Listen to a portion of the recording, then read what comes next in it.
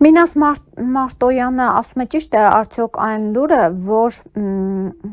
ԱՄՆ-ն Գերմանիայից ռազմական ուժեր է բերում Հայաստան զորավարժությունների համար եւ եթե սա ճիշտ է, ինչ նպատակով, ինչու Գերմանիայից եւ կարող է սա պատերազմի պատճառ դարձնել Ադրբեջանը։ Արդյոք այսօր Անդրեաս Ղուկասյանը ասաց, որ հնարավոր է ԱՄՆ-ն Ռուսաստանի հետ պայմանավորվել է, որ եվրոդիտորդները պետք է հեռանան Հայաստանից եւ Վրաստանից եւ ռուսական զորքերը եւս։ Եվ դրանց փոխարեն ԱՄՆ-ն իր զորքով պետք է մտնի Հայաստան, ինչ եք կարծում։ Ես ճիշտն ասած, ես դրա մասին արդեն ասացի, որ որոշումը այդ զորավարժությունների արվել էր մինչև Տրամպի ադմինիստրացիան, իրենք փաստորեն ժառանգորդման կարգով այդ որոշման տեր են կանգնում, նշանակում է իրենց համար դա կարևոր է։ Խոսել են մասին, որ դա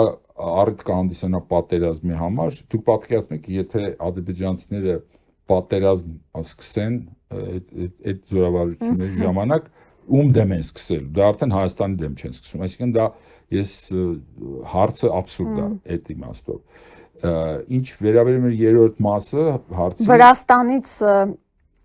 ռուսական զորքերի չէ, Ադրբեջանը ռազմական ուրեմն ամերիկյան զորքերի ռուսական զորքերի դուրս գալը, ամերիկյան զորքերի գալը